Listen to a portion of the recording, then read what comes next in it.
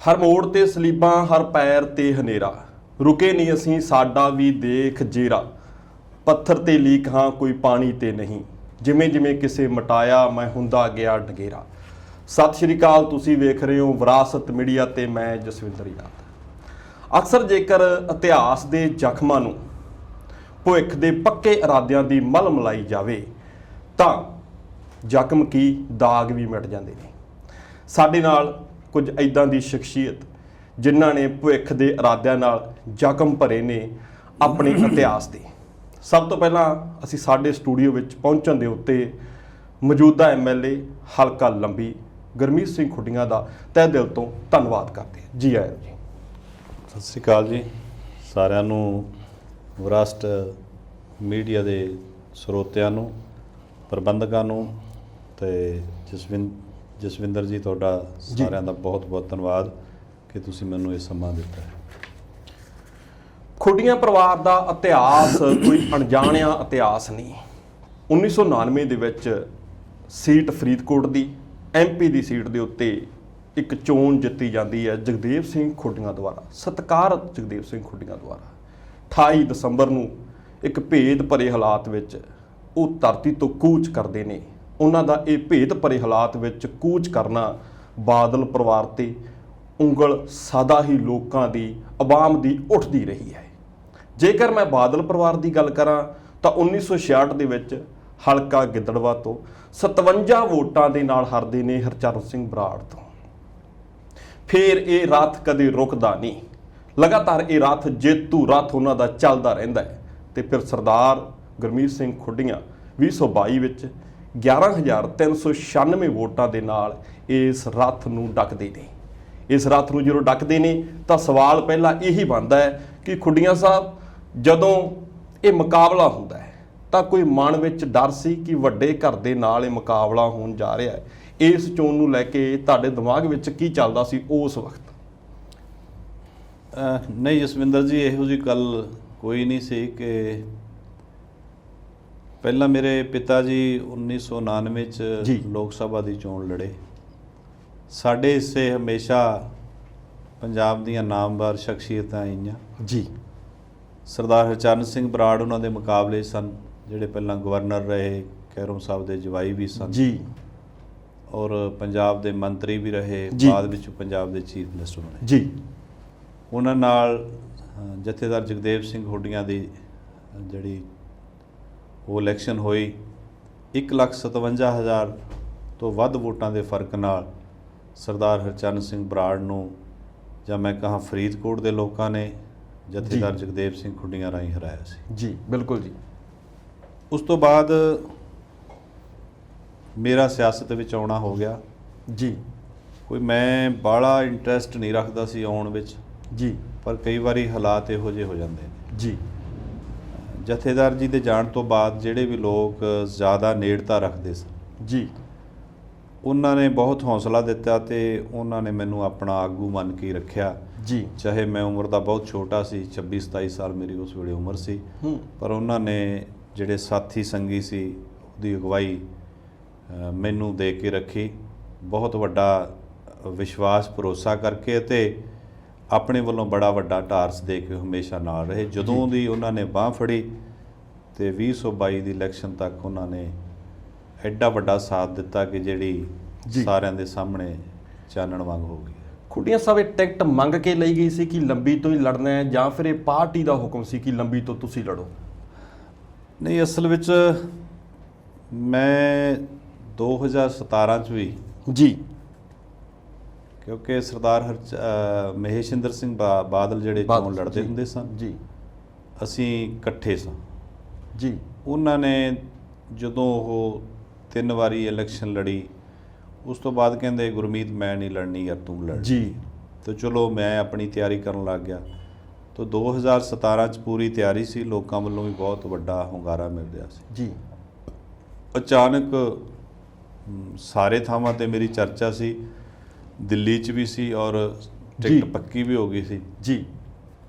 ਮੇਰਾ ਖਿਆਲ 18 ਤਰੀਕ ਨੂੰ ਨਾਮਜ਼ਦਗੀ ਹੋਈ ਲਾਸਟ ਦਿਨ, ਤੇ 15 ਤਰੀਕ ਨੂੰ ਮੈਨੂੰ ਮਹਾਰਾਜਾ ਅਮਰਿੰਦਰ ਸਿੰਘ ਹੋਰਾਂ, ਉਹਨਾਂ ਦਾ ਸਾਥੀ ਕਰਨ ਸੇਖੋਂ ਸੀ, ਪੀਏ ਦੇ ਤੌਰ ਤੇ ਕੰਮ ਕਰਦੇ, ਉਹਨਾਂ ਦਾ ਟੈਲੀਫੋਨ ਆਇਆ ਕਿ ਮਹਾਰਾਜ ਸਾਹਿਬ ਗੱਲ ਕਰਨੀ ਚਾਹੁੰਦੇ ਹੈ ਜੀ।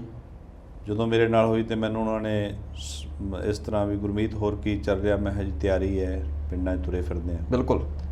ਫਿਰ ਉਹ ਮੈਨੂੰ ਅਚਾਨਕ ਹੀ ਕਹਿੰਦੇ, ਬੇਟਾ ਮੈਨੂੰ ਕਹਿੰਦੇ ਆ ਵੀ ਮੈਂ ਲੜ ਲਵਾਂ ਇੱਥੇ। ਮੈਂ ਕਿਹਾ ਤੁਸੀਂ ਵੱਡੇ ਆ, ਤੁਸੀਂ ਲੜ ਲਓ ਜੀ। ਬਿਲਕੁਲ। ਮੈਨੂੰ ਉਹਨਾਂ ਨੇ ਕਹਿਤਾ ਤੇ ਮੈਂ ਪਿੱਛੇ ਹਟ ਗਿਆ। ਵੈਸੇ ਮੇਰੀ ਜੀ, ਉਦੋਂ ਵੀ ਮਾਫ਼ ਕਰਨਾ ਲੰਬੀ ਜੀ। ਹਲਕੇ ਦੀ ਤਿਆਰੀ ਸੀ ਜੀ। ਤੁਸੀਂ ਕਵਰਿੰਗ ਕੈਂਡੀਡੇਟ ਵੀ ਕਾਗਜ਼ ਭਰੇ ਸੀ, ਤੁਸੀਂ ਬੜਾ ਸਤਿਕਾਰ ਵੀ ਦਿੱਤਾ, ਕਦੇ ਬਾਅਦ ਵਿੱਚ ਬਾਤ ਪੁੱਛੀ ਗਈ ਜਾਂ ਨਹੀਂ ਪੁੱਛੀ ਗਈ? ਇਹ ਵੀ ਮੈਨੂੰ ਨਹੀਂ ਪਤਾ ਲੱਗਿਆ ਵੀ ਉਹ ਕਿਉਂ ਚੋਣ ਲੜਨ ਲਈ ਆ ਗਏ ਇੱਥੇ। ਜੀ। ਲੋਕਾਂ ਨੇ ਤਾਂ ਮੈਨੂੰ ਬਹੁਤ ਕਿਹਾ ਵੀ ਗੱਲ ਕੋਈ ਹੋਰ ਹੋ ਗਈ ਹੈ, ਪਰ ਮੈਂ ਸਮਝਦਾ ਸੀ ਵੀ ਨਹੀਂ, ਵੱਡੀ ਸ਼ਖਸੀਅਤ ਹੈ, ਇਹੋ ਜਿਹੀਆਂ ਗੱਲਾਂ ਨਹੀਂ ਕਰ ਸਕਦੇ, ਕੋਈ ਰਾਜੀਨਾਮੇ ਕੋਈ ਉਹਨਾਂ ਨਾਲ ਆਬਿਦੀ ਕਰਕੇ ਆਏ ਆ। ਪਰ ਉਸ ਵੇਲੇ ਵੀ ਮੈਨੂੰ ਕਿਹਾ ਗਿਆ ਵੀ ਤੂੰ ਕਵਰਿੰਗ ਕੈਂਡੀਡੇਟ ਹੋਣਾ। ਜੀ। ਚਲੋ ਰੱਖਿਆ ਵੀ ਗਿਆ। ਜੀ। ਬਾਅਦ ਵਿੱਚ ਹੌਲੀ ਹੌਲੀ ਜਿਵੇਂ ਉਹਨਾਂ ਦੀ ਸਰਕਾਰ ਚੱਲਦੀ ਸੀ, ਕਿਸੇ ਵੀ ਵਰਕਰ ਦੀ ਪੁੱਛਗਿੱਛ ਘੱਟ ਸੀਗੀ ਉੱਥੇ। ਗੁਰਮੀਤ ਸਿੰਘ ਖੁੱਡੀਆਂ ਵੀ ਉਹਨਾਂ ਵਿੱਚ ਹੀ ਹੋ ਗਿਆ। ਕਦੇ ਘੰਟੀ ਨਹੀਂ ਮਾਰੀ ਜੀ? ਕਦੇ ਜਾ ਕੇ ਨਹੀਂ ਕਿਹਾ ਕਿ ਮੈਂ ਜੀ ਤੁਹਾਡੀ ਖਾਤਰ ਐਡੀ ਵੱਡੀ ਕੁਰਬਾਨੀ ਦਿੱਤੀ ਤੇ ਤੁਸੀਂ ਹਲਕੇ ਦੀ ਸਾਰ ਤਾਂ ਲਵੋ, ਚਾਹੇ ਮੇਰੀ ਨਾ ਲਵੋ? ਇਹ ਉਹ ਮੈਂ ਕਿਹਾ ਸੀ ਜੀ। ਮੈਂ ਕਿਹਾ ਜੀ ਵੇਖੋ, ਤੁਸੀਂ ਲੰਬੀ ਹਲਕੇ ਦੇ ਲੋਕਾਂ ਨੇ ਵੋਟਾਂ ਤਾਂ ਪਾਈਆਂ, ਜਿੱਤ ਹਾਰ ਤਾਂ ਹੋਇਆ ਕਰਦੀ ਹੈ ਜੀ। ਤੇ ਆਪਾਂ ਨੂੰ ਉਹਨਾਂ ਦਾ ਖਿਆਲ ਰੱਖਣਾ ਚਾਹੀਦਾ। ਬਿਲਕੁਲ। ਉਸ ਵੇਲੇ ਕਹਿ ਦਿੰਦੇ ਸੀ ਹਾਂ ਹਾਂ ਠੀਕ ਹੈ। ਇੱਕ ਮੈਨੂੰ ਕੋਈ ਸਾਲ ਡੇਢ ਸਾਲ ਇਹ ਵੀ ਕਹਿੰਦੇ ਰਹੇ ਵੀ ਤੇਰੇ ਤਾਂ ਚੇਅਰਮੈਨ ਹੀ ਲਾ ਦੇਣਾ ਹੈਗਾ। ਜੀ। ਤੋ ਪਹਿਲਾਂ ਇਹ ਕਿਹਾ ਗਿਆ ਸੀ, ਮੈਂ ਵੀ ਕਹਾਂ ਵੀ ਇਸ ਝੂਠ 'ਚ ਮੇਰੇ ਵਰਗਿਆਂ ਨੂੰ ਵੀ ਸ਼ਾਮਲ ਕਰ ਲਿਆ ਗਿਆ ਵੀ ਇੱਥੇ ਇੱਕ ਦਫ਼ਤਰ ਹੋਇਆ ਕਰੂਗਾ ਕੈਪਟਨ ਅਮਰਿੰਦਰ ਸਿੰਘ ਹੋਰਾਂ ਦਾ, ਸਿੱਧਾ ਹੀ ਰਾਬਤਾ ਜੁੜਿਆ ਹੋਊਗਾ ਸੀਐਮ ਹਾਊਸ ਨਾਲ, ਲੰਬੀਆਂ ਤੁਹਾਡੀਆਂ ਅਰਜ਼ੀਆਂ ਸਵੀਕਾਰ ਕਰੀਆਂ ਜਾਇਆ ਕਰਨੀਆਂ, ਤੁਹਾਡੀਆਂ ਦੁੱਖ ਤਕਲੀਫਾਂ ਸੁਣੀਆਂ ਜਾਇਆ ਕਰਨੀਆਂ, ਇੱਕ OSD ਬੈਠੂਗਾ। ਜੀ। ਉਹ ਗੱਲਾਂ ਸਾਰੀਆਂ ਪਿੱਛੇ ਰਹਿ ਗਈਆਂ। ਤੁਸੀਂ ਕਾਂਗਰਸ ਦੇ ਜ਼ਿਲ੍ਹਾ ਪ੍ਰਧਾਨ ਵੀ ਰਹੇ ਜੀ। ਪ੍ਰਧਾਨਗੀ ਜਦੋਂ ਜਾਂਦੀ ਹੈ ਤਾਂ ਇੱਕ MLA ਦਾ ਸਬੰਧ ਉਸ ਪ੍ਰਧਾਨਗੀ ਦਾ ਜਾਣ ਪਿੱਛੇ ਜਾਂ ਕਹਿ ਦਿਓ ਤੁਹਾਡੇ ਛੱਡਣ ਪਿੱਛੇ ਜੁੜਦਾ ਹੈ। ਇਹ ਕਿੰਨਾ ਕੁ ਸੱਚ ਸੀ, ਜਾਂ ਫਿਰ ਤੁਹਾਡੀ ਤੁਸੀਂ ਆਪਣੀ ਮਨਮਰਜ਼ੀ ਦੇ ਨਾਲ ਸੋਚ ਲਿਆ ਵੀ ਹੁਣ ਭਾਈ ਇਸ ਰਾਹ ਦੇ ਉੱਤੇ ਅੱਗੇ ਨਹੀਂ ਤੁਰਿਆ ਜਾਣਾ, ਹੁਣ ਪਿੱਛੇ ਹੋਣ ਦਾ ਫਾਇਦਾ ਹੈ? ਨਹੀਂ, ਉਹ ਜਦੋਂ ਮੈਨੂੰ ਪ੍ਰਤਾਪ ਸਿੰਘ ਬਾਜਵਾ ਜੀ, ਉਹ ਸਾਡੇ ਪ੍ਰਧਾਨ ਸੀ, ਉਹਨਾਂ ਨੇ ਮੈਨੂੰ ਜ਼ਿਲ੍ਹਾ ਪ੍ਰਧਾਨ ਬਣਾ ਦਿੱਤਾ ਤੇ ਉਹੀ ਕੰਟੀਨਿਊ ਮੈਨੂੰ ਕੈਪਟਨ ਅਮਰਿੰਦਰ ਸਿੰਘ ਕਰ ਗਏ, ਉਹੀ ਕੰਟੀਨਿਊ ਮੈਨੂੰ ਸੁਨੀਲ ਜਾਖੜ ਕਰ ਗਏ। ਜੀ। ਸੋ ਮੈਂ 5.5 ਸਾਲ ਇਸ ਜ਼ਿਲ੍ਹੇ ਦਾ ਕਾਂਗਰਸ ਦਾ ਪ੍ਰਧਾਨ ਹਾਂ। ਸਾਰੇ ਵਰਕਰਾਂ ਨਾਲ, ਸਾਰੇ ਲੋਕਾਂ ਨਾਲ ਵਧੀਆ ਰਲ ਮਿਲ ਕੇ ਜੀ ਅਸੀਂ ਕਈ ਸਥਿਤੀਆਂ ਇਹੋ ਜਿਹੀਆਂ, ਕਿਉਂਕਿ ਸਰਕਾਰ ਬਾਦਲ ਦੀ ਸੀ, ਉਹਦਾ ਮੁਕਾਬਲਾ ਕਰਨਾ, ਪਰ ਸਾਡੇ ਸਾਰੇ ਸਾਥੀਆਂ ਨੇ ਬਹੁਤ ਵਧੀਆ ਇੱਕ ਦੂਜੇ ਨਾਲ ਰਲ ਮਿਲ ਕੇ ਅਸੀਂ ਆਪਣੀ ਪਾਰਟੀ ਨੂੰ ਚਲਾਇਆ। ਵਧੀਆ ਸੀ।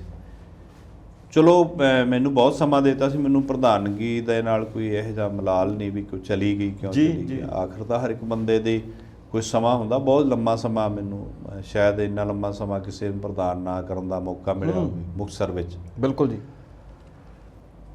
ਉਸ ਤੋਂ ਬਾਅਦ ਜਦੋਂ ਸਰਕਾਰ 'ਚ ਅਣਗੌਲਿਆ ਜਾ ਕੀਤਾ ਗਿਆ, ਬਿਲਕੁਲ, ਜਦੋਂ ਹਰ ਗੱਲ ਅਣਵੇਖੀ ਕਰੀ ਜਾਂਦੀ ਆ, ਉਦੋਂ ਮੈਨੂੰ ਵੀ ਪਤਾ ਲੱਗਣ ਲੱਗਾ, ਮੈਂ ਹੌਲੀ ਹੌਲੀ ਪਿਛਾਂਹ ਹਟਦਾ ਗਿਆ। ਕਹਿ ਦਈਏ ਕਿ ਕੈਪਟਨ ਸਾਹਿਬ ਨੇ ਸਿਆਸੀ ਧੋਖਾ ਕੀਤਾ। ਮੈਂ ਉਹਨੂੰ ਧੋਖਾ ਗਿਣਾ ਨਾ ਗਿਣਾ, ਮੇਰੀ ਇਹ ਹੈ ਹੀ ਨਹੀਂ, ਵਿਚਾਰ ਨਹੀਂ। ਮੇਰੀ ਕਿਸਮਤ ਇਹੋ ਜਿਹੀ ਸੀ ਕਿ ਮੈਂ ਲੋਕਾਂ ਲਈ ਕੰਮ ਕਰਦਾ ਰਿਹਾ। ਮੈਂ ਇਹ ਕਹਿ ਦਿੰਦਾ, ਮੈਨੂੰ ਉਸ ਨਾਲ ਵੀ ਕੋਈ ਨਹੀਂ, ਕੋਈ ਸ਼ਿਕਵਾ ਨਹੀਂ ਜੀ। ਪਰੰਤੂ ਮੈਂ ਪਿੱਛੇ ਹਟ ਗਿਆ। ਮੈਂ ਜਦੋਂ ਹਟਿਆ ਉਦੋਂ ਕਰੋਨਾ ਦਾ ਪ੍ਰਕੋਪ ਹੋ ਗਿਆ ਜੀ। ਉਹ ਸਾਲ ਡੇਢ ਸਾਲ ਚੱਲਿਆ ਜੀ। ਉਹਦੇ ਕਾਰਨ ਮੈਂ ਇੱਕ ਵਾਰੀ ਕੈਪਟਨ ਅਮਰਿੰਦਰ ਸਿੰਘ ਹੋਰਾਂ ਨਾਲ ਇੱਕ ਮੀਟਿੰਗ ਵੀ ਰੱਖੀ ਵੀ ਅੱਜ ਉਹਨਾਂ ਨੂੰ ਹਿਸਾਬ ਕਿਤਾਬ ਨਿਬੇੜ ਆਉਣਾ ਜੀ। ਜਦੋਂ ਅਸੀਂ ਗਏ ਤੇ ਉੱਥੇ ਗੱਲਬਾਤ ਹੋਈ, ਮਿਲਣਾ ਸੀ, ਉਹ 5 ਵਜੇ ਦਾ ਟਾਈਮ ਸੀ, ਲੇਟ ਉਦੋਂ ਮਹਾਰਾਜ ਸਾਹਿਬ ਆਏ। ਉਹ ਕਹਿੰਦੇ ਮੇਰਾ ਭਰਾ ਬਿਮਾਰ ਆ, ਮੈਂ ਉੱਧਰ ਚੱਲਿਆ, ਫਿਰ ਆਪਾਂ ਫੇਰ ਰੱਖ ਲਾਂਗੇ ਇਹਨਾਂ ਨੂੰ ਜੀ। ਆਪਣੇ ਉਹ ਜਿਹੜੇ ਸੈਕਟਰੀ ਵਗੈਰਾ ਨੂੰ ਕਹਿੰਦੇ ਵੀ ਗੁਰਮੀਤ ਹੋਰਾਂ ਨੂੰ ਫਿਰ ਟਾਈਮ ਦੇ ਦਿਓ ਜੀ। ਮੇਰੇ ਖਿਆਲ ਉਦੋਂ ਇਹ ਜੀ ਕੋਈ 18 ਕੁ ਤਰੀਕ ਹੀ ਦਿੱਤੀ ਗਈ ਸੀ, ਇਹ ਵੀ ਨਹੀਂ ਮੇਰੇ ਯਾਦ ਨਹੀਂ, ਕੋਈ ਜੂਨ ਦੇ ਦਿਨ ਸੀ ਕਿ ਸ਼ਾਇਦ। ਉਹ ਟੱਪ ਗਈ, ਕਹਿੰਦੇ ਨਹੀਂ ਮੈਂ ਵੀ ਨਹੀਂ ਕੋਈ। ਫਿਰ ਮੈਂ ਕਿਹਾ ਵੀ ਆਪਾਂ ਕਿਉਂ ਪੁੱਛਣਾ ਹੈਗਾ ਜੀ। ਉਹ ਫਿਰ ਸਾਲ ਹੀ ਟੱਪ ਗਿਆ ਜੀ।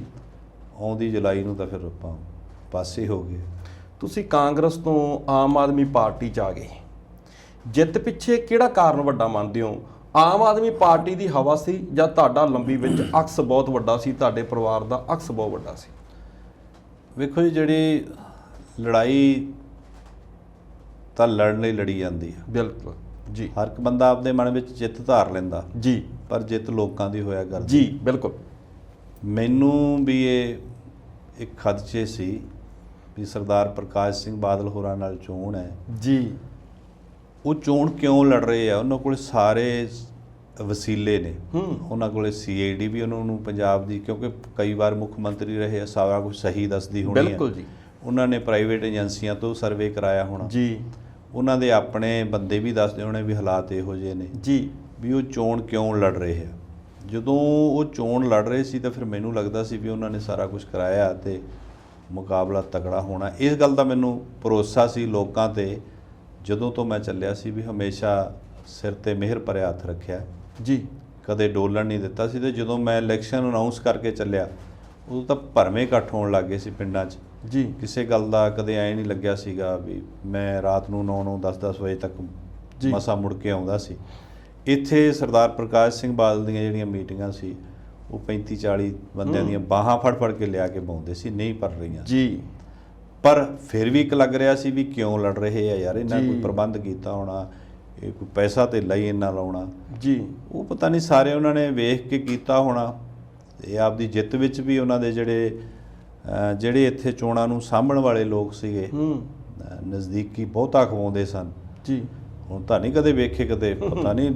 ਅਸੀਂ ਤਾਂ ਆਪੋਜੀਸ਼ਨ 'ਚ ਰਹਿ ਕੇ ਵੀ ਪਿੰਡਾਂ 'ਚ ਹੀ ਰਹਿੰਦੇ ਰਹੇ ਹਾਂ, ਕਦੇ ਬਾਹਰ ਨਹੀਂ ਗਏ ਸੀ, ਇੱਥੇ ਹੁੰਦੇ ਸਾਂ ਜੀ। ਤੇ ਹੁਣ ਕਦੇ ਭਰਾ ਵੇਖੇ ਨਹੀਂ। ਉਹਨਾਂ ਨੇ ਜ਼ਿਆਦਾ ਹੀ ਮੇਰਾ ਖੈਰ ਕਹਿਤਾ ਵੀ ਮਹੇਸ਼ਿੰਦਰ ਬਾਦਲ ਹੋਰਾਂ ਨੂੰ 22,000 ਤੇ ਹਰਾਇਆ, ਕੈਪਟਨ ਅਮਰਿੰਦਰ ਸਿੰਘ ਹੋਰਾਂ ਨੂੰ 23,000 ਤੇ ਹਰਾਇਆ, ਤੇ ਗੁਰਮੀਤ ਨੂੰ ਤਾਂ ਆਪਾਂ 40,000 ਤੇ ਹਰਾਵਾਂਗੇ, ਤਾਂ ਇਹਦੇ ਕੋਲੇ ਹੈ ਕੀ ਜੀ। ਮੇਰਾ ਖਿਆਲ ਉਹ ਜ਼ਿਆਦਾ ਇਹ ਗੱਲਾਂ ਕਰਦੇ ਰਹੇ। ਇਹਦਾ ਕਾਰਨ ਸਰਦਾਰ ਪ੍ਰਕਾਸ਼ ਸਿੰਘ ਬਾਦਲ ਹੋਰਾਂ ਨੇ ਚੋਣ ਲੜ ਲਈ। ਬਾਦਲ ਸਾਹਿਬ ਨੇ ਕਾਫੀ ਵਿਕਾਸ ਕੀਤਾ। ਕੂਕ ਕੇ ਕਹਿੰਦੇ ਨੇ ਸਟੇਜਾਂ ਉੱਤੇ ਵੀ ਅਸੀਂ ਤਾਂ ਜੀ ਪੰਜਾਬ ਦਾ ਨਕਸ਼ਾ ਬਦਲਤਾ, ਤੇ ਲੰਬੀ ਦਾ ਤਾਂ ਫਿਰ ਉਸ ਤੋਂ ਵੱਧ ਬਦਲਿਆ ਹੋਊਗਾ। ਹਾਰ ਦਾ ਕਿਹੜਾ ਕਾਰਨ ਮੰਨਦੇ ਹੋ ਬਾਦਲ ਸਾਹਿਬ? ਇਹ ਜਿਹੜੀ ਸੀਟ ਹਾਰ ਗਏ ਨੇ, ਉਹ ਵੀ ਆਖਰੀ ਚੋਣ, ਮੈਂ ਆਖਰੀ ਚੋਣ ਕਹੂੰਗਾ, ਸ਼ਾਇਦ ਉਹਨਾਂ ਦਾ ਕੋਈ ਇਸ ਤੋਂ ਬਾਅਦ ਅੰਦਾਜ਼ਾ ਜਾਂ ਕੋਈ ਮਨ ਨਾ ਕਰੇ। ਮੇਰੇ ਖਿਆਲ ਨਾਲ ਹੁਣ ਤੱਕ ਇਹਨੂੰ ਆਖਰੀ ਚੋਣ ਹੀ ਮੰਨਣਗੇ। ਇਹਦੇ ਹਾਰ ਦੇ ਕਿਹੜੇ ਕਾਰਨ ਰਹੇ? ਵੇਖੋ ਜੀ, ਜਿਹੜੀ ਪੰਜਾਬ ਦੀ ਕਹਿੰਦੇ ਆ ਵੀ ਨਕਸ਼ਾ ਬਦਲਿਆ ਜੀ, ਇਹ ਗੱਲ ਸੱਚੀ ਸਾਬਤ ਨਹੀਂ ਹੋ ਰਹੀ ਜਸਵਿੰਦਰ ਜੀ। ਜੀ। 1966 ਵਿੱਚ ਪੰਜਾਬ ਵੰਡਿਆ ਗਿਆ ਜੀ। ਇਹਨਾਂ ਦੀ ਮਿਹਰਬਾਨੀ ਨਾਲ ਵੰਡਿਆ ਗਿਆ, ਮੈਂ ਇਹ ਵੀ ਕਹੂੰਗਾ ਜੀ। ਹਾਲਾਂਕਿ ਜੇ ਕੈਰੋਂ ਸਾਹਿਬ ਤਾਂ ਚਾਹੁੰਦੇ ਸੀ ਵੀ ਨਾ ਵੰਡਿਆ ਜਾਵੇ ਜੀ, ਪਰ ਅਕਾਲੀ ਦਲ ਕਹਿੰਦਾ ਸੀ ਵੀ ਵੰਡਿਆ ਜਾਵੇ, ਵੰਡਿਆ ਗਿਆ ਜੀ। ਵੰਡਣ ਤੋਂ ਬਾਅਦ ਇਹਨਾਂ ਤੋਂ ਰਾਜਧਾਨੀ ਨਹੀਂ ਬਣ ਸਕੀ। ਬਿਲਕੁਲ ਜੀ। ਇਹਨਾਂ ਤੋਂ ਹਾਈ ਕੋਰਟ ਨਹੀਂ ਬਣ ਸਕਿਆ।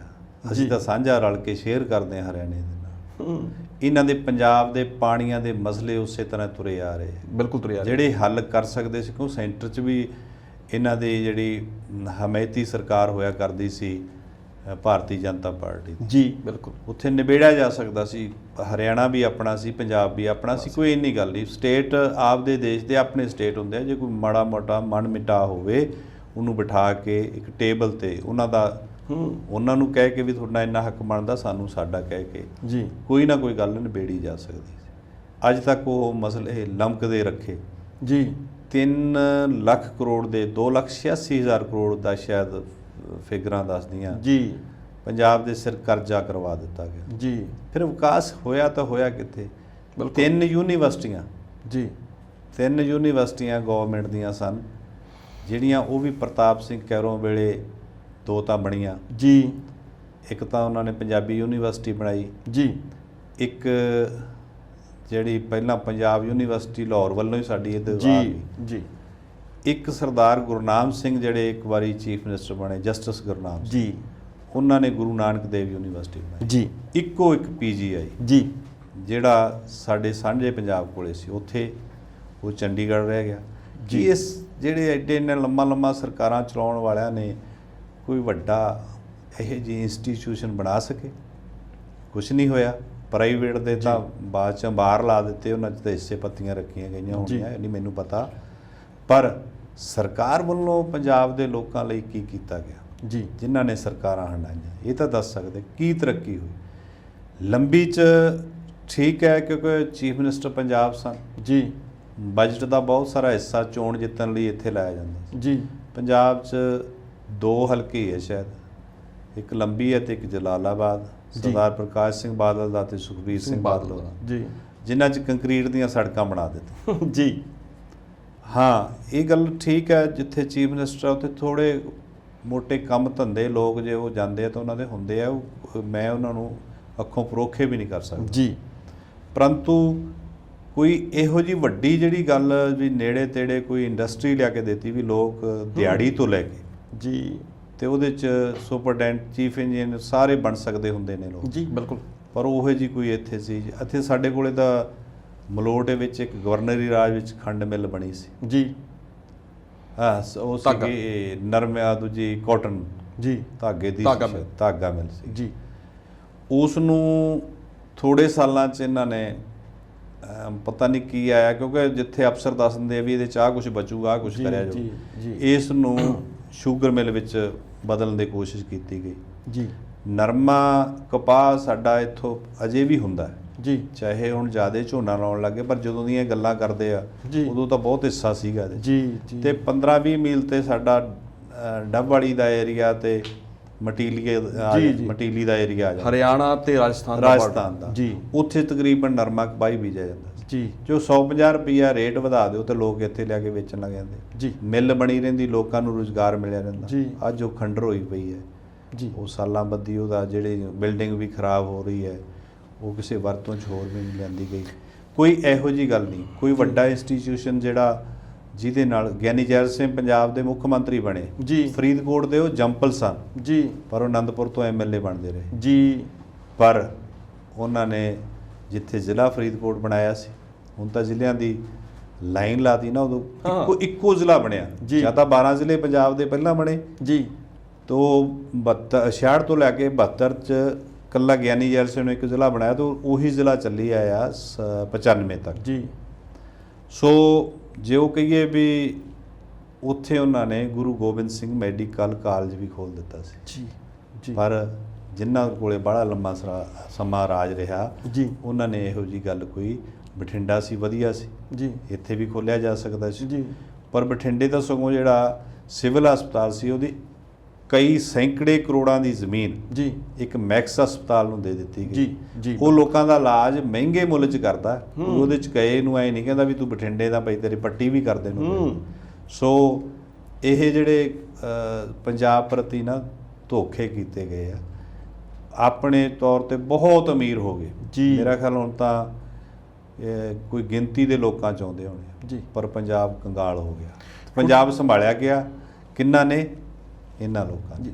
ਖੁੱਡੀਆਂ ਸਾਹਿਬ, ਤੁਹਾਡੇ ਪਰਿਵਾਰ ਦੇ ਵਿੱਚ ਇੱਕ ਇਮਾਨਦਾਰੀ ਸਭ ਤੋਂ ਵੱਡਾ ਗੁਣ ਹੈ, ਤੇ ਮੈਂ ਉਸ ਤੋਂ ਵੱਡਾ ਗੁਣ ਵੀ ਮੰਨਦਾ ਹਲੀਮੀ, ਸਤਿਕਾਰ। ਤੁਸੀਂ ਅਕਸਰ ਜਦੋਂ ਬਾਦਲ ਸਾਹਿਬ ਆਪਣੀ ਸੀਟ ਜਿੱਤਦੇ ਤਾਂ ਤੁਸੀਂ ਮੁਬਾਰਕਬਾਦ ਭੇਜਦੇ, ਕੰਮ ਹੱਥ ਵੀ ਸੁਨੇਹਾ ਭੇਜਦੇ ਮੁਬਾਰਕਬਾਦ ਦਾ। ਤੁਸੀਂ ਜਿੱਤੇ, ਬੜੇ ਲੰਬੇ ਅਰਸੇ ਬਾਅਦ ਤੁਹਾਡੇ ਵਿਹੜੇ ਵਿੱਚ ਖੁਸ਼ੀਆਂ ਆਈਆਂ, ਇਸ ਵੱਡੇ ਘਰ ਨੇ ਕੋਈ ਮੁਬਾਰਕਬਾਦ ਭੇਜੀ? ਸਾਡੀ ਚੋਣ ਇਹਨਾਂ ਨਾਲ ਹੀ ਹੁੰਦੀ ਸੀ, ਚਾਹੇ ਸਰਦਾਰ ਮਹੇਸ਼ਿੰਦਰ ਸਿੰਘ ਬਾਦਲ ਲੜਦੇ ਸਾਡੇ ਕੋਲ। ਜੀ। ਉਸ ਕਾਊਂਟਿੰਗ 'ਚ ਮੈਂ ਹੀ ਬਹਿੰਦਾ ਸੀ। ਜੀ। ਤੇ ਜਦੋਂ ਗਿਣਤੀ ਹੋ ਜਾਂਦੀ, ਬਹੁਤੇ ਵਾਰੀ ਸਰਦਾਰ ਗੁਰਦਾਸ ਸਿੰਘ ਬਾਦਲ ਬੈਠਦੇ ਰਹੇ। ਜੀ। ਤੇ ਮੈਂ ਉਹਨਾਂ ਨੂੰ, ਮੇਰਾ ਫਰਜ਼ ਸੀ, ਵੱਡੇ ਸਨ, ਬਿਲਕੁਲ, ਮੈਂ ਉਹਨਾਂ ਦੇ ਗੋਡੀਆਂ ਹੱਥ ਲਾ ਕੇ ਤੇ ਉਹਨਾਂ ਨੂੰ ਮੁਬਾਰਕ ਦੇ ਕੇ ਨਿਕਲਦਾ ਸੀ ਵੀ ਚਲੋ ਲੋਕਾਂ ਦਾ ਫੈਸਲਾ, ਜੀ, ਤੁਹਾਨੂੰ ਵਧਾਈ ਹੋਵੇ। ਔਰ ਮੇਰੇ ਪ੍ਰਤੀ ਕੋਈ ਪਤਾ ਨਹੀਂ ਕੋਈ ਮਨ ਵਿੱਚ ਉਹਨਾਂ ਦੇ ਸੀਗੇ, ਜਿਵੇਂ ਜਿਸ ਤਰ੍ਹਾਂ ਸਰਦਾਰ ਪ੍ਰਕਾਸ਼ ਸਿੰਘ ਬਾਦਲ ਵੱਡੀ ਉਮਰ ਦੇ ਬਜ਼ੁਰਗ ਹੈ, ਆਸ਼ੀਰਵਾਦ ਆ ਉਹਨਾਂ ਦਾ। ਜੀ।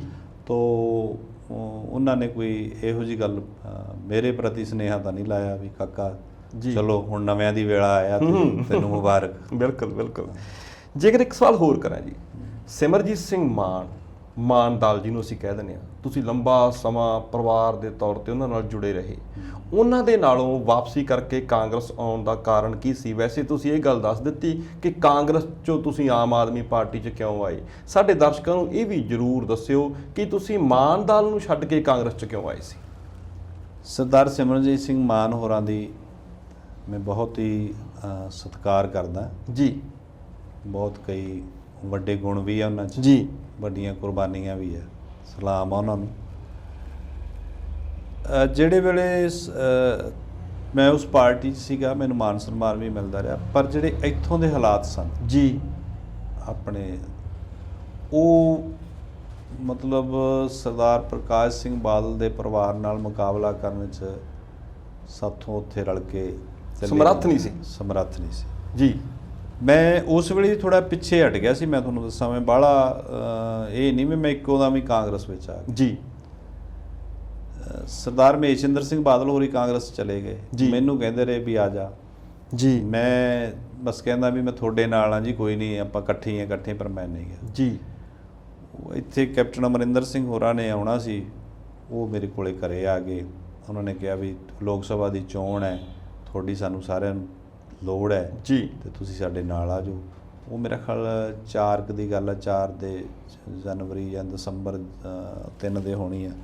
ਉਦੋਂ ਬਾਅਦ ਮਈ 'ਚ ਚੋਣ ਸੀਗੀ ਆਪਣੀ ਜੀ ਪਾਰਲੀਮੈਂਟ ਦੀ। ਉਸ ਵੇਲੇ ਬਸ ਕਾਂਗਰਸ ਵਿੱਚ ਹੋ ਗਏ।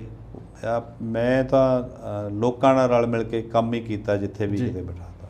ਤੁਸੀਂ ਅਕਸਰ ਨਾ ਜੀ ਇਹ ਗੱਲ ਚੋਣ ਪ੍ਰਚਾਰ ਵਿੱਚ ਕਹਿੰਦੇ ਹੁੰਦੇ ਸੀ ਕਿ ਵੱਡੇ ਬਾਦਲ ਸਾਹਿਬ ਇਸ ਵਾਰੀ ਚੋਣ ਲੜਦੇ ਨਹੀਂ ਸੀ, ਪਰਿਵਾਰ ਨੇ ਧੱਕ ਕੇ ਮਜਬੂਰ ਕਰਕੇ, ਖਾਸ ਕਰਕੇ ਸਰਦਾਰ ਸੁਖਬੀਰ ਸਿੰਘ ਬਾਦਲ ਨੇ ਚੋਣ ਲੜਾਈ। ਤੁਹਾਡੇ ਕੋਲੇ ਕੋਈ ਇਸ ਤਰੀਕੇ ਦੀ ਰਿਪੋਰਟ ਸੀ ਜਾਂ ਫਿਰ ਇਹ ਮੋਦੀ ਸਾਹਿਬ ਦੇ ਬਿਆਨਾਂ ਵਾਂਗੂ ਇੱਕ ਚੋਣ ਸਟੰਟ ਹੀ ਸੀ? ਇਹ ਰਿਪੋਰਟ ਤਾਂ ਮੈਂ ਉਹਨੂੰ ਨਹੀਂ ਕਹਿ ਸਕਦਾ। ਜਿਹੜੀ ਗੱਲ ਮੈਂ ਸੁਣੀ ਸੁਣਾਈ ਸੀ ਜੀ, ਸਰਦਾਰ ਪ੍ਰਕਾਸ਼ ਸਿੰਘ ਬਾਦਲ ਐਤਕੀ ਚੋਣ ਲੜਨ ਤੋਂ ਪਾਸੇ ਹੋਣਾ ਚਾਹੁੰਦੇ ਸੀ ਜੀ। ਉਹਨਾਂ ਨੇ ਹਰਸਿਮਰਤ ਨੂੰ ਪਿੰਡਾਂ ਵਿੱਚ ਲਿਆ ਕੇ ਤੋਰਿਆ, ਕਿਹਾ ਗਿਆ ਬੀਬੀ ਬਹੁਤ ਕੰਮ ਕਰਦੀ ਹੈ ਜੀ, ਕਿਉਂਕਿ ਉਧਰੋਂ ਸੈਂਟਰ ਵਿੱਚੋਂ ਛੱਡ ਚੁੱਕੇ ਸੀਗੇ ਤੇ ਉਹਨਾਂ ਨੂੰ ਸੀ ਵੀ ਸ਼ਾਇਦ ਪੰਜਾਬ 'ਚ ਵਜ਼ਾਰਤ ਅਸੀਂ ਬਣਾਵਾਂਗੇ ਜੀ। ਪਰ ਇਹ ਸਾਰੇ ਹਰਸਿਮਰਤ ਹੋਰੀ ਵੀ ਕਹਿੰਦੇ ਰਹੇ ਵੀ ਸੁਪਰ ਮੁੱਖ ਮੰਤਰੀ ਹੋਣਗੇ ਪਾਪਾ ਜੀ ਤਾਂ ਸਾਡੇ, ਕਹਿੰਦੇ ਹੁੰਦੇ ਸੀ। ਤੇ ਜਿਹੜੀ ਇਹ ਗੱਲ ਮੈਂ ਸੁਣੀ ਹੈ ਵੀ ਬਾਦਲ ਸਾਹਿਬ ਨੇ ਜਵਾਬ ਦਿੱਤਾ ਵੀ ਸੁਖਬੀਰ ਕਹਿੰਦਾ ਨਹੀਂ, ਫਿਰ ਸਾਰਾ ਅਕਾਲੀ ਦਲ ਹੀ ਹੌਸਲਾ ਛੱਡ ਜੂਗਾ, ਤੁਹਾਨੂੰ ਲੜਨਾ ਪਊਗਾ। ਉਸ ਕਾਰਨ ਉਹ ਚੋਣ ਲੜ ਲਈ। ਅਗਰ ਤੁਸੀਂ ਹਾਰਦੇ ਤਾਂ ਹੈ ਹੀ ਨਹੀਂ। ਤੁਸੀਂ ਬਾਦਲ ਸਾਹਿਬ ਵੀ ਇਹ ਸੋਚਦੇ ਵੀ ਹਾਰਦਾ ਤਾਂ ਨਹੀਂ, ਪਰ ਮੈਂ ਕਿਉਂ ਐਵੇਂ ਬਾਹਲੀ ਵੱਡੀ ਉਮਰ ਹੁਣ ਰਹਿਣ ਦਿਆਂ ਜੀ। ਪਰ ਇਹ ਮੈਨੂੰ ਲੱਗਦਾ ਵੀ ਦਬਾਅ ਉਧਰਲੇ ਪਾਸਿਓਂ ਜ਼ਿਆਦਾ ਪੈ ਗਿਆ। ਤੇ ਮੈਂ ਵੀ ਗੱਲੀ ਬਾਤੀ ਮੈਂ ਵੀ ਕਹਿ ਦਿੰਦਾ ਸੀ ਕਿ ਮੈਂ ਇਹਨਾਂ ਦੀ ਇੰਟਰਵਿਊ ਸੁਣੀ ਸੀ ਸਰਦਾਰ ਪ੍ਰਕਾਸ਼ ਸਿੰਘ ਬਾਦਲ ਹੋਰਾਂ ਦੀ ਜੀ। ਉਹ ਕਹਿੰਦੇ ਸੀਗੇ ਵੀ ਅਸੀਂ ਔਰਤਾਂ ਨੂੰ ਤਾਂ ਚੋਣ ਲੜਾਉਂਦੇ ਨਹੀਂ ਹੁੰਦੇ। ਹਾਂਜੀ, ਕਿਹਾ ਸੀ। ਤੇ ਕੈਪਟਨ ਅਮਰਿੰਦਰ ਸਿੰਘ ਕਹਿੰਦੇ ਇੰਨਾ ਹੀ ਸਾਨੂੰ ਮਜਬੂਰ ਕਰਤਾ ਵੀ ਲੜਨ ਆਉਣ, ਸਾਡੇ ਨਾਲ ਲੜਨ। ਫਿਰ ਮੈਂ ਵੀ ਐਮਐਲਏ ਸੀ, ਸੁਖਬੀਰ ਵੀ ਐਮਐਲਏ ਸੀ, ਮਨਪ੍ਰੀਤ ਵੀ ਐਮਐਲਏ ਸੀ ਉਦੋਂ ਕਹਿੰਦੇ ਕਿਹਾ ਜੀ। ਤੇ ਫਿਰ ਉਦੋਂ ਆਖਿਆ ਵੀ ਚਲੋ ਵੀ ਬਾਹਰ ਸਿਮਰਤ ਨੂੰ ਲੜਾਈ ਤੇ ਅਸੀਂ 1.25 ਲੱਖ ਤੇ ਜਿੱਤੇ ਜੀ। ਉਸ ਗੱਲ ਮੈਂ ਵੀ ਉਫੜ ਲਈ ਸੀ। ਮੈਨੂੰ ਸੀਗਾ ਵੀ ਸਰਦਾਰ ਪ੍ਰਕਾਸ਼ ਸਿੰਘ ਬਾਦਲ ਕਿਤੇ ਚੋਣ ਨਾ ਲੜਨ, ਸਾਰੀ ਉਮਰ ਦਾ ਇਹ ਹੁੰਦਾ ਸੀ ਵੀ ਐਤਕੀ ਲੜਾਂਗੇ ਸਿੱਧੀ ਟੱਕਰ। ਹਾਂ, ਤਾਂ ਮੈਂ ਇਹ ਕਹਿ ਦਿੰਦਾ ਸੀ ਵੀ ਮੈਂ ਵੀ ਕਹਿਣਾ ਵੀ ਬਾਦਲ ਸਾਹਿਬ ਚੋਣ ਤਾਂ ਲੜਨ, ਐਤਕੀ ਛੱਡ ਕੇ ਕਿਉਂ ਜਾਂਦੇ ਆ ਜੀ। ਸ਼ਾਇਦ ਇਹ ਵੀ ਗੱਲ ਉਹਨਾਂ ਨੂੰ ਲੱਗਦੀ ਹੋਵੇ। ਤੋ ਬਸ ਜੋ ਅਕਾਲ ਪੁਰਖ ਵਾਹਿਗੁਰੂ ਦਾ ਹੁਕਮ ਹੈ ਜੀ, ਉਸੇ ਅੰਦਰ ਹੀ ਰਹਿਣਾ ਪੈਂਦਾ। ਉਹਦਾ ਹੁਕਮ ਇਸ ਤਰ੍ਹਾਂ ਦਾ ਸੀ ਜੀ। ਆਖਰ ਆ ਕੇ ਸਿੱਧੇ ਕਰ ਦਿੱਤੇ ਜੀ। ਸਿੱਧੀ ਚੋਣ ਹੋਈ ਤੇ ਸਿੱਧਿਆਂ 'ਚ ਲੋਕਾਂ ਨੇ ਸਿੱਧੀ ਜੇਤੀ ਕਰਵਾਈ। ਬਿਲਕੁਲ ਜੀ। ਹੁਣ ਅਸੀਂ ਅਗਲੇ ਸਵਾਲਾਂ ਵੱਲ ਚੱਲਣ ਤੋਂ ਪਹਿਲਾਂ ਮੈਂ ਆਪਣੇ ਦਰਸ਼ਕਾਂ ਨੂੰ ਦੱਸ ਦੇਵਾਂ ਕਿ ਇਹ ਤਾਂ ਸੀ ਇਹਨਾਂ ਦੀ ਆਪਣੀ ਜ਼ਿੰਦਗੀ ਬਾਰੇ, ਸਿਆਸਤ ਦੇ ਮੋੜ ਘਚੋੜ ਸੀ। ਹੁਣ ਅਸੀਂ ਗੱਲ ਕਰਦੇ ਹਾਂ ਆਮ ਆਦਮੀ ਪਾਰਟੀ ਹੁਣ ਇਸ ਵਕਤ ਪੰਜਾਬ ਵਿੱਚ ਸੱਤਾ 'ਚ ਹੈ, ਤਾਂ ਪੰਜਾਬ ਨੂੰ ਕਾਫੀ ਉਮੀਦਾਂ ਨੇ। ਤਾਂ ਪਹਿਲਾ ਸਵਾਲ ਜੇਕਰ ਮੈਂ ਤੁਹਾਨੂੰ ਰੱਖਾਂ ਤਾਂ ਉਹਦੇ ਵਿੱਚ ਇਹ ਹੋਊਗਾ ਕਿ ਜੋਗਿੰਦਰ ਸਿੰਘ ਅਗਰਾਹਾਂ ਦੀ ਤੁਹਾਡੀ ਪਾਰਟੀ ਨਾਲ ਕਾਫੀ ਨੇੜਤਾ ਦੱਸੀ ਜਾਂਦੀ ਹੈ ਕਿਸਾਨ ਜਥੇਬੰਦੀਆਂ 'ਚੋਂ। ਵਿਰੋਧੀ ਜਾਂ ਖੱਬੇ ਪੱਖੀ ਲੋਕ ਜਿਹਨੂੰ ਕਹਿ ਲਈਏ, ਉਹ ਕਹਿੰਦੇ ਨੇ ਕਿ ਜੋਗਿੰਦਰ ਸਿੰਘ ਅਗਰਾਹਾਂ ਮੂੰਹੋਂ ਮੰਗ ਕੇ, ਜਾਂ ਕਹਿ ਦਈਏ ਕਿ ਮੂੰਹ ਨਹੀਂ ਇਕੱਲੇ ਬੁੱਲ ਹਿਲਾ ਦੇਣ ਤਾਂ ਮੀਟਿੰਗ ਮਿਲ ਜਾਂਦੀ ਹੈ। ਦੂਸਰੀਆਂ ਜਥੇਬੰਦੀਆਂ ਜਿਹੜੀਆਂ ਹੈਗੀਆਂ ਉਹ ਥੋੜ੍ਹੀ ਦੂਰੀ 'ਤੇ ਵਿਚਰਦੀਆਂ ਨੇ। ਇਸ ਗੱਲ ਵਿੱਚ ਖੁੱਡੀਆਂ ਸਾਹਿਬ ਕਿੰਨੀ ਕੁ ਸੱਚਾਈ ਹੈ? ਨਹੀਂ, ਜਿਹੜੀ ਕਿਸਾਨਾਂ ਦੀ ਜਥੇਬੰਦੀ ਹੈ ਜੀ, ਬਹੁਤ, ਕਿਉਂਕਿ ਕਿਸਾਨਾਂ ਪ੍ਰਤੀ ਲੜਦੀ ਰਹੀ ਹੈ, ਜਿਨ੍ਹਾਂ ਦੀ ਅਗਵਾਈ ਜੋਗਿੰਦਰ ਸਿੰਘ ਅਗਰਾਹਾਂ ਉਹਨਾਂ ਨੇ ਵੀ ਕੀਤੀ ਹੈ। ਹੋਰ ਵੀ ਬਹੁਤ ਸਾਰੇ ਸਤਿਕਾਰਯੋਗ ਸਾਥੀ ਕਰਦੇ ਆ, ਲੱਖੋਵਾਲ ਸਾਹਿਬ ਹੋਰੀ ਵੀ ਕਰਦੇ ਸਨ।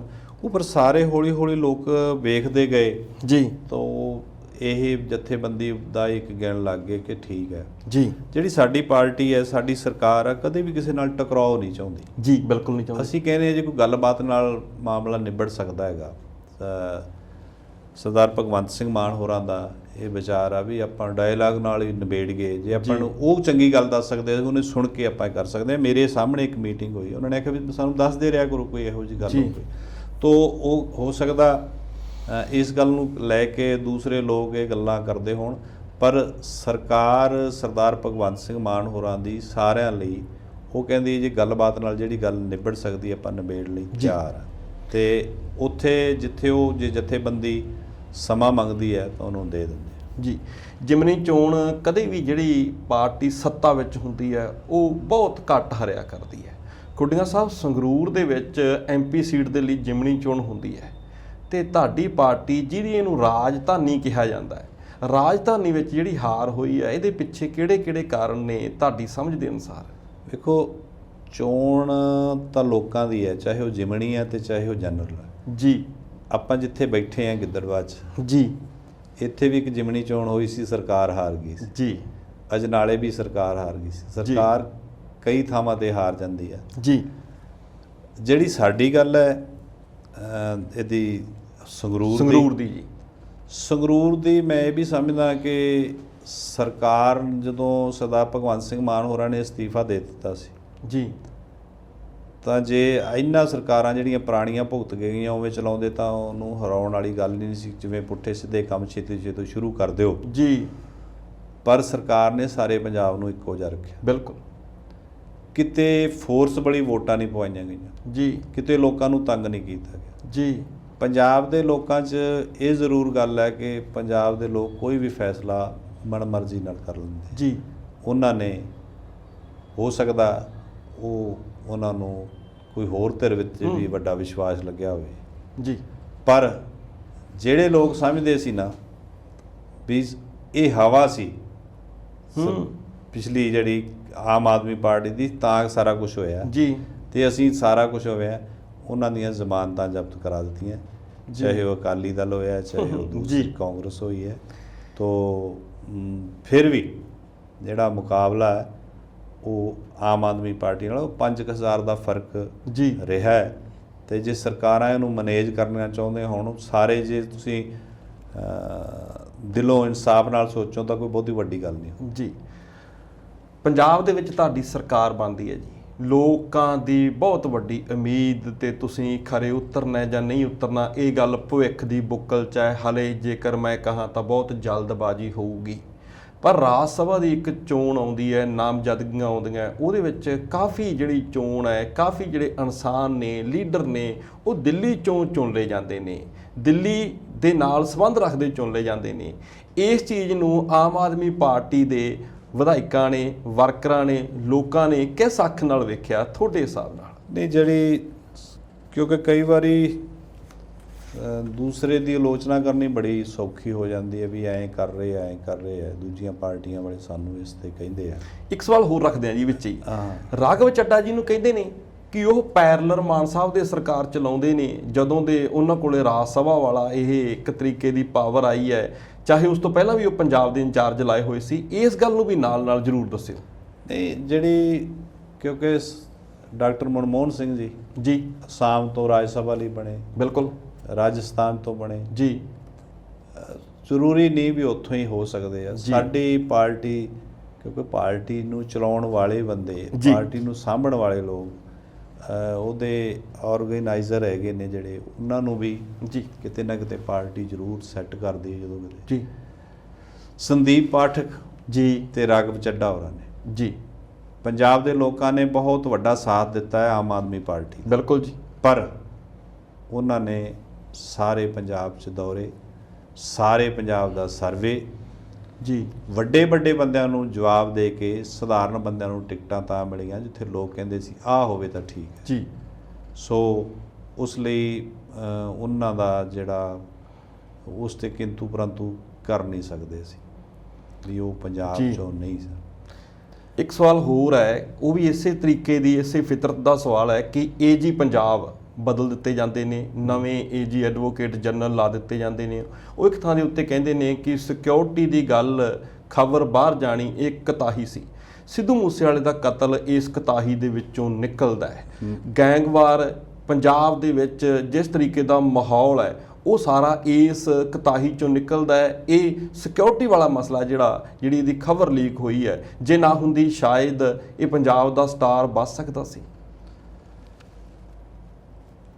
ਵੈਸੇ ਇਹ ਤਾਂ ਏਜੀ ਸਾਹਿਬ ਦੀ ਗੱਲ ਹੋ ਸਕਦੀ ਹੈ ਜੀ। ਸਿਕਿਉਰਿਟੀ ਜ਼ਰੂਰ ਹੈ, ਪਰ ਆਪਾਂ ਵੇਖੀਏ ਸਿਕਿਉਰਿਟੀਆਂ 'ਚ ਵੀ ਲੋਕਾਂ ਦੇ ਕਤਲ ਹੋ ਗਏ ਹੈਗੇ। ਮੈਨੂੰ ਕੋਈ ਚੰਗਾ ਨਹੀਂ ਸਮਝਦਾ ਵੀ ਸਿੱਧੂ ਮੂਸੇਵਾਲੇ ਦੀ ਜਿਹੜੀ ਉਹਨਾਂ ਨਾਲ ਵਾਪਰ ਗਿਆ, ਬਹੁਤ ਮਾੜਾ। ਇੱਕ ਪਰਿਵਾਰ ਦਾ ਨੌਜਵਾਨ ਬੱਚਾ, ਲੋਕਾਂ ਲਈ ਵੀ ਬਹੁਤ ਮਾਣਿਆ ਸਤਿਕਾਰਿਆ ਗਿਆ। ਮੈਂ ਆਪ ਉਹਨਾਂ ਦੇ ਭੋਗ ਤੇ ਗਿਆ ਜੀ। ਮੈਂ ਮਤਲਬ ਐਡਾ ਵੱਡਾ ਇਕੱਠ ਕਿਤੇ ਇੱਕ ਅੱਧੀ ਵਾਰੀ ਕਿਤੇ ਮੈਂ ਵੱਡੇ ਕੋਈ ਇਕੱਠ ਹੋਇਆ, ਜਾਂ ਮੈਂ ਇਹ ਵੀ ਕਹਿ ਸਕਦਾ ਵੀ ਜਦੋਂ ਜਥੇਦਾਰ ਜੀ ਦਾ ਭੋਗ ਸੀ ਉਸ ਵੇਲੇ ਵੀ ਸੀ ਜੀ। ਔਰ ਲੋਕਾਂ ਨੇ ਰਾਹ 'ਚ ਇਹਦੇ ਛਬੀਲਾਂ ਲਾਈਆਂ, ਲੰਗਰ ਲਾਏ ਜਿਹੜੇ ਦਿਨ। ਉਹਦਾ ਮਾਨ ਸਨਮਾਨ ਸਿੱਧੂ ਮੂਸੇਵਾਲੇ ਦਾ ਉਹਨਾਂ ਦੇ ਜਾਣ ਤੋਂ ਬਾਅਦ ਉਦੋਂ ਵੀ ਵੱਧ ਲੋਕਾਂ ਨੇ ਕੀਤਾ, ਮਨ ਵਿੱਚ ਉਹਨਾਂ ਦੀ ਗੱਲ ਰੱਖੀ। ਪਰ ਜਿਹੜੀ ਗੱਲ ਸਿਕਿਉਰਿਟੀ ਦੀ ਕਹਿ ਦਿੱਤੀ ਜਾਂਦੀ, ਸੁੱਖਾ ਕਾਲਮਾ ਇੱਕ ਮਾਰਿਆ ਗਿਆ ਸੀ, ਸ਼ਾਇਦ ਤੁਹਾਡੇ ਯਾਦ। ਉਦੋਂ ਕਿਹਦੀ ਸਰਕਾਰ ਸੀ? ਜਿਹੜੇ ਅੱਜ ਇਲਜ਼ਾਮ ਲਾਉਂਦੇ ਲੋਕ, ਉਹਨਾਂ ਦੀਆਂ ਸਰਕਾਰਾਂ ਹੀ ਹੋਣੀਆਂ। ਬਿਲਕੁਲ। ਉਹਦੇ ਨਾਲ ਸਿਕਿਉਰਿਟੀ ਸੀ ਜੀ, ਲੈ ਕੇ ਜਾ ਰਹੇ ਸੀ ਤੇ ਉਦੋਂ ਖੋ ਕੇ ਮਾਰਿਆ ਸੀ ਜੀ। ਇਹ ਤਾਂ ਮਤਲਬ ਕਿਤੇ ਨਾ ਕਿਤੇ, ਕਿਉਂਕਿ ਜਦੋਂ ਇਹੋ ਜਿਹੀਆਂ ਲੜਾਈਆਂ ਹੋ ਜਾਂਦੀਆਂ, ਪਤਾ ਨਹੀਂ ਕੀ ਕਿਤੇ ਹੋ ਜਾਂਦਾ। ਪਰ ਇਹਨੂੰ ਬਾਹਲਾ ਜਿਵੇਂ ਜ਼ਿਆਦਾ ਹੀ ਇਹਦੇ ਨੰਬਰ ਦਿੱਤੇ ਜਾਂਦੇ ਆ ਵੀ ਐਂ ਕੋ ਕਰ ਦਿੱਤਾ ਗਿਆ, ਐਂ ਕੋ ਕਰ ਦਿੱਤਾ ਗਿਆ। ਸਰਕਾਰ ਦਾ ਫਰਜ਼ ਹੈ ਲੋਕਾਂ ਦੀ ਰਾਖੀ ਕਰਨੀ, ਮੈਂ ਉਹਦੇ ਵਿੱਚ ਸ਼ਾਮਲ ਹਾਂ, ਕਹਿਣਾ ਚਾਹੀਦਾ। ਅਰਵਿੰਦ ਕੇਜਰੀਵਾਲ ਸਾਹਿਬ ਜਦੋਂ ਪੰਜਾਬ ਦੇ ਵਿੱਚ ਦੂਸਰੀ ਸੀ ਜਿਹੜੀ ਰਾਘਵ ਚੱਡਾ ਜੀ। ਰਾਘਵ ਚੱਡਾ ਹੋਰਾਂ ਨੇ ਬਹੁਤ ਮਿਹਨਤ ਕੀਤੀ ਹੈ ਜੀ ਪੰਜਾਬ 'ਚ ਤੋਰਾ ਫੇਰਾ ਸਰਕਾਰ ਵੱਲੋਂ ਜੀ। ਪੰਜਾਬ ਦੇ ਮਾਮਲਿਆਂ ਦੇ ਉਹ ਇੰਚਾਰਜ ਰਹੇ ਜੀ। ਤੇ ਇੰਚਾਰਜ ਨੇ ਤਾਂ ਫਿਰ ਉਹ ਇੱਥੇ ਰਹਿਣਗੇ, ਜੇ ਉਹ ਪਾਰਟੀ ਨਾਲ ਰਾਬਤਾ ਕਾਇਮ ਰੱਖਦੇ ਆ। ਸਰਕਾਰ ਤਾਂ ਸਰਦਾਰ ਭਗਵੰਤ ਸਿੰਘ ਮਾਨ ਹੀ ਚਲਾਉਂਦੇ ਆ, ਕਈ ਤਾਂ ਕੋਈ ਜਾਵੇ। ਬਿਲਕੁਲ। ਮੈਂ ਵਲਟੋਵਾ ਸਾਹਿਬ ਦੀ ਇੱਕ ਇੰਟਰਵਿਊ ਸੁਣੀ ਜਾਂਦੀ ਜੀ, ਜਿਹੜੇ ਅਕਾਲੀ ਦਲ ਦੇ ਜੀ, ਵਿਰਸਾ ਸਿੰਘ ਵਲਟੋਹਾ। ਹਾਂ, ਉਹ ਕਹਿਣ ਅੱਜ ਜੀ ਸਰਦਾਰ ਭਗਵੰਤ ਸਿੰਘ ਮਾਨ ਦੀ ਮਾਂ, ਜਿਹੜੇ ਮਾਤਾ ਵੀ ਮੁੱਖ ਮੰਤਰੀ ਹੈ, ਅੱਜ ਉਹਨਾਂ ਦੇ ਘਰ ਵਾਲੀ ਮੁੱਖ ਮੰਤਰੀ ਹੈ, ਉਹਨਾਂ ਦੀ ਭੈਣ ਵੀ ਮੁੱਖ ਮੰਤਰੀ ਹੈ, ਉਹਨਾਂ ਦਾ ਪੈਨੋਈ ਵੀ ਮੁੱਖ ਮੰਤਰੀ ਹੈ ਜੀ।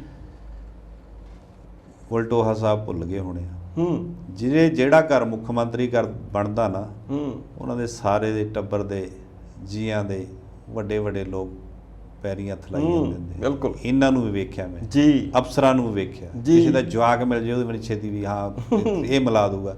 ਮਤਲਬ ਜਿਹੜਾ ਪਰਿਵਾਰ, ਉਸ ਤਾਂ ਪੰਜਾਬ ਦਾ ਇੱਕੋ ਇੱਕ ਪਰਿਵਾਰ ਹੁੰਦਾ ਮੁੱਖ ਮੰਤਰੀ ਬਣ ਜੀ, ਉਹਦੇ ਤਾਂ ਹੀ ਲੋਕ ਸਮਝਦੇ ਆ। ਔਰ ਜਿਹੜੀ ਗੱਲ ਉਹਨਾਂ ਦੀ ਸਿਕਿਉਰਿਟੀ ਦੀ ਲੋੜ, ਜਾਂ ਉਹ ਕਿਤੇ ਜਾਂਦੇ ਆ ਉੱਥੇ ਇਹ ਗੱਲ ਆ, ਤਾਂ ਜਦੋਂ ਉਸ ਪਰਿਵਾਰ 'ਚੋਂ ਹੋ ਜੇ ਉਹ ਰੱਖਣੀ ਪੈਂਦੀ ਆ। ਉਹਦੇ 'ਚ ਕੋਈ ਇੰਨੀ ਵੱਡੀ ਗੱਲ ਨਹੀਂ ਜੀ। ਤਾਂ ਬਹੁਤਾ ਵਧਾ ਚੜਾ ਕੇ ਇਸ ਨੂੰ ਅੱਜ ਕੱਲ੍ਹ ਨਾ ਸੋਸ਼ਲ ਮੀਡੀਆ ਜੀ ਚੰਗੀ ਗੱਲ ਹੈ, ਬਹੁਤ ਚੰਗੀਆਂ ਗੱਲਾਂ ਜਿਹਦੇ ਨਾਲ ਲੋਕਾਂ ਨੂੰ ਕੁਝ ਸੱਚਾਈ ਵੀ ਸਾਹਮਣੇ ਆਉਂਦੀ ਜੀ। ਪਰ ਕਈ ਭਰਾ ਮੱਤ ਧਾਪੋ ਆਪਣੀ ਹੈ ਜੀ, ਉਹ ਇਹੋ ਜਿਹੇ ਚੰਗੇ ਬੰਦਿਆਂ ਪ੍ਰਤੀ ਵੀ ਲਫ਼ਜ਼ ਲਿਖ ਦਿੰਦੇ ਆ ਜੀ, ਜਿਹੜੇ ਉਹ ਸ਼ੋਭਦੇ ਨਹੀਂ। ਕਰਤਾ ਬੰਦਾ ਆਪਦੀ ਮਰਜ਼ੀ ਨਾਲ ਕੁਝ ਸਕਦਾ।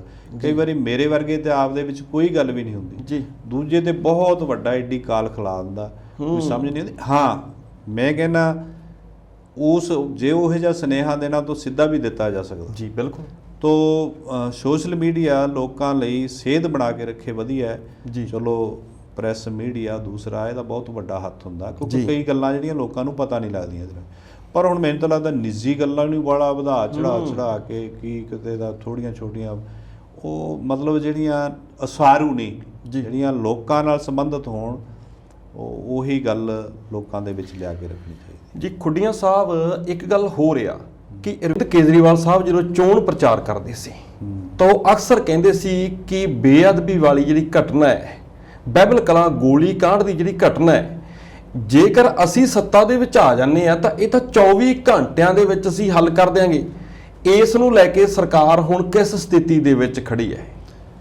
24 ਘੰਟਿਆਂ ਵਾਲੀ ਤਾਂ ਮੈਂ ਜਸਵਿੰਦਰ ਜੀ ਗੱਲ ਮੇਰੇ ਨੋਟਸ 'ਚ ਨਹੀਂ ਆਈ, ਹੋ ਸਕਦਾ ਮੈਂ ਕਿਤੇ ਨਾ ਸੁਣ ਸਕਿਆ ਜੀ।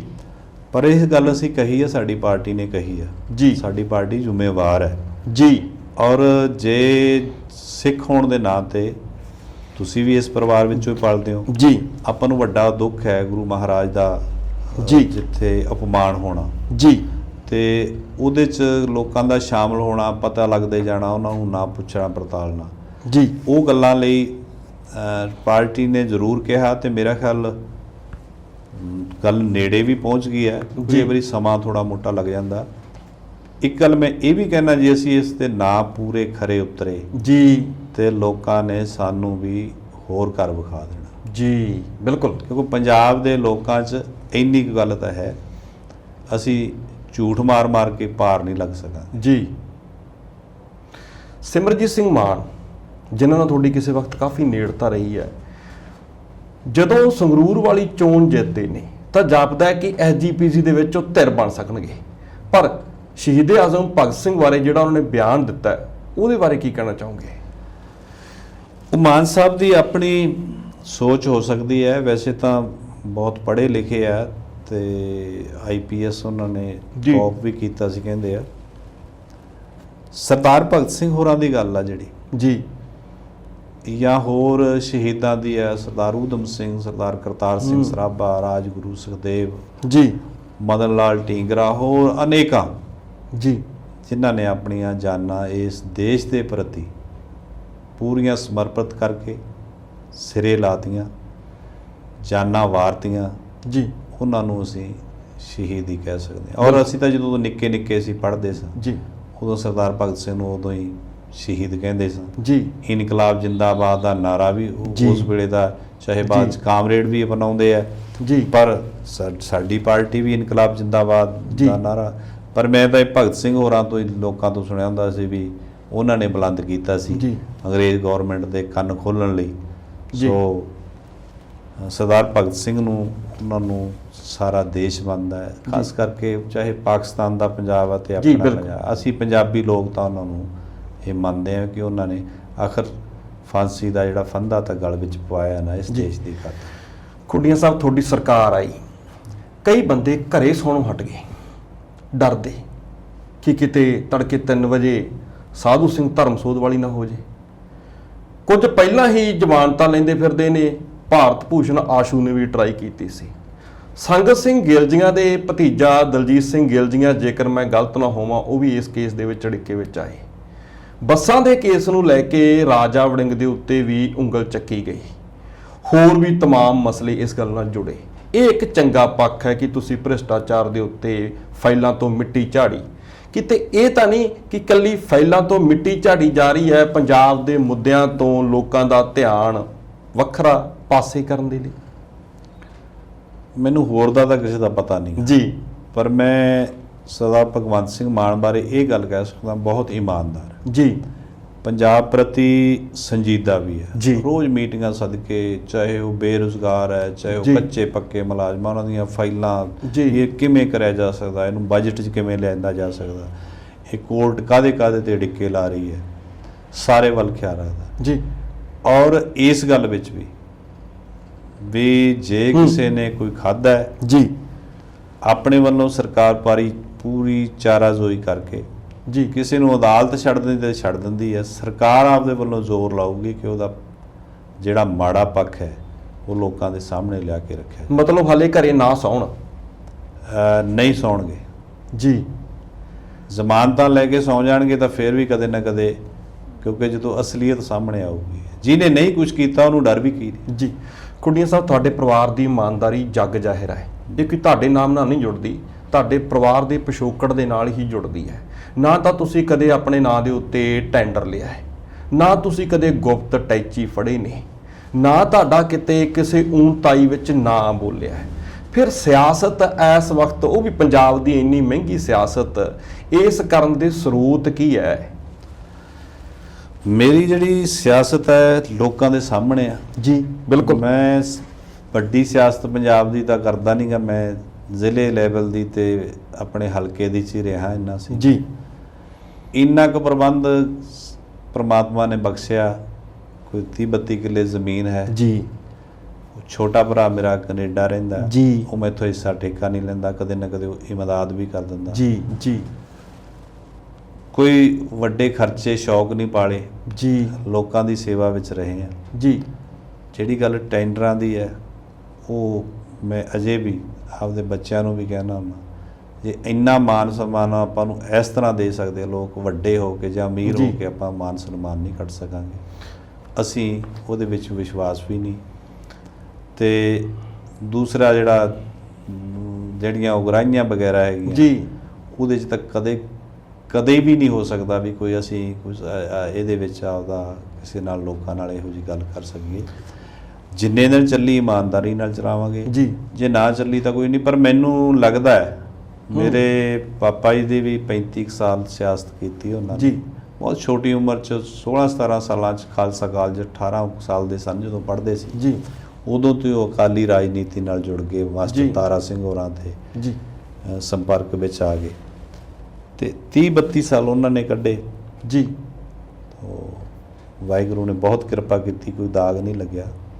ਉਹਨਾਂ ਦੀ ਇਮਾਨਦਾਰੀ ਅੱਜ ਵੀ ਲੋਕਾਂ 'ਚ ਬੋਲਦੀ ਹੈ। ਉਹਨਾਂ ਕਰਕੇ ਹੀ ਸਾਡੀ ਪਛਾਣ ਬਣ ਸਕੀ ਹੈ ਤੇ ਇਹਨੂੰ ਕਾਇਮ ਰੱਖਣਾ ਸਾਡਾ ਸਾਰੇ ਪਰਿਵਾਰ ਦਾ, ਸਾਡੇ ਸਾਰੇ ਖਾਨਦਾਨ ਦਾ ਫਰਜ਼ ਬਣਦਾ, ਵੱਡਿਆਂ ਛੋਟਿਆਂ ਦਾ। ਜੀ। ਰੋਟੀ ਪਰਮਾਤਮਾ ਨੇ ਬਹੁਤ ਵਧੀਆ ਦਿੱਤੀ ਹੈ। ਵੱਡਾ ਬੇਟਾ ਆਪਦਾ ਇੰਸਟੀਟਿਊਸ਼ਨ ਚਲਾ ਕੇ ਉਹ ਬੱਚਿਆਂ ਨੂੰ ਟਿਊਸ਼ਨ ਟਾਸ਼ਨ ਦਾ ਕੰਮ ਕਰਾਉਂਦਾ। ਸੋ ਸਾਰਾ ਜੇ ਮੈਂ ਕਹਾਂ ਗੁਜ਼ਾਰਾ ਹੈ ਤਾਂ ਗੁਜ਼ਾਰੇ ਜੋਗੀ ਪਰਮਾਤਮਾ ਨੇ ਪਹਿਲਾਂ ਵੀ ਜਾਇਦਾਦ ਦੇ ਛੱਡੀ ਹੈ। ਖੁੱਡੀਆਂ ਸਾਹਿਬ, ਜਦੋਂ ਬੰਦਾ MLA ਬਣ ਜਾਂਦਾ ਤਾਂ ਗਰਮੀ 'ਚ ਵੀ ਜਾਕਟ ਪਾਉਣ ਲੱਗ ਜਾਂਦਾ ਹੈ।